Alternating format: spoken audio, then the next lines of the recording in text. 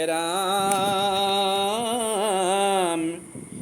কৃষ্ণৰ নিমিত্তে কৰ্ম ভকতে কৰন্তে যদি চিত্ৰ পৰৈ মনে কৃষ্ণ স্মৰন্তে তথাপি সফল কিঞ্চি তকনুহি বৃথা সেহি মত ভৈলা সবে গোপীকাৰ কথা।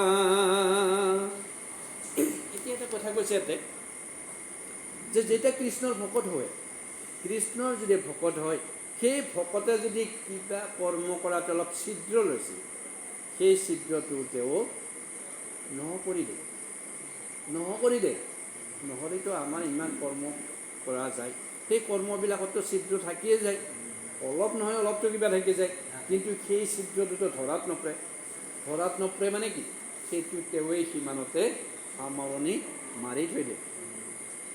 এৰাম ঘৰ বাৰী এৰিয়াল অৰৈ হুয়া হল নুশুনয় কেহ সাকু ৰৰবোল হৃদ সুদৰে বান্ধৈ স্বামী আগে ভেন্তে কৃষ্ণ হৰিলন্ত চিত্ত তথাপিনো লতে। ইমান অমংগলবিলাক ঘৰত যেতিয়া কৰি আছে, কৰি অহাৰ পিছত এই গোপিনীবিলাকক বাধা দিয়াৰ কাৰণে নিজৰ শৌৰাক আছে, শাহুৱাক আছে, গিৰাক আছে, ল'ৰাবিলাক আছে, সকলোৱে কোনো যাবা নেদে আৰু ঘৰলৈ, যে ক'ত যাবা হৈছে তুমি ইমান যাবা লগা কি কাম আছে তাক লৈ। গতিকে সকলোৱে বাধা দি আছে, কিন্তু কাৰো বাধাই তেওঁলোকে মানা নাই।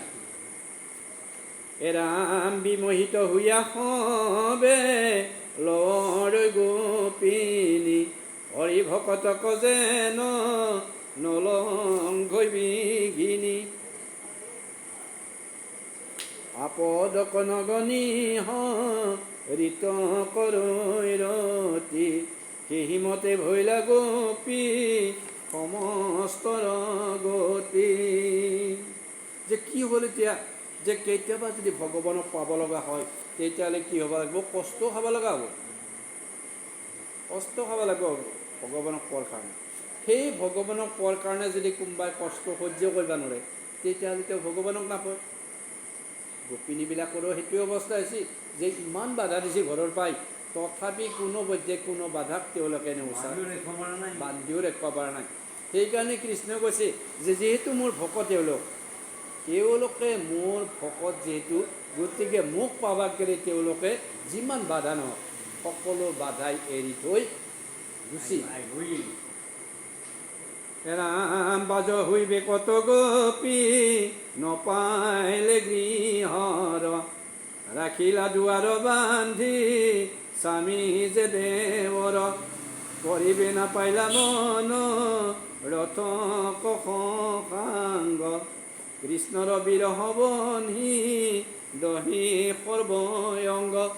যে কিছুমানক কি কৰিলা, গিৰাক আৰু দেউৰাক, আমাৰ যিটো দেউৰ শব্দ আছে, গিৰাকৰ ভায়াকে কি কৰিলা, ঘৰৰ ভিতৰে তাতে সোমাই থাকোঁতে এইও আৰু ওলে দাউৰ মাৰিব, তাৰমানে চবেই দাউৰি গম পাইছে, গতিকে বাহিৰৰ পৰাই তালা মাৰি থৈ দিছে, বন্ধ কৰি থৈ দিছে।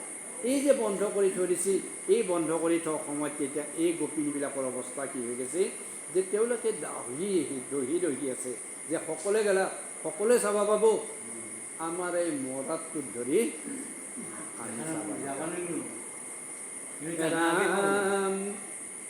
কৃষ্ণ কৃষ্ণ ইয়াতি মুখে মাত্ৰ ৰৈ কত উঠে বকৈ কত পৃথিৱীত পৰৈ কাৰ হৈ হুমনি চাখয়া কুল কৰৈ মন চক্ষু মুদি চিন্তে প্ৰাণ কৃষ্ণৰ চৰণ।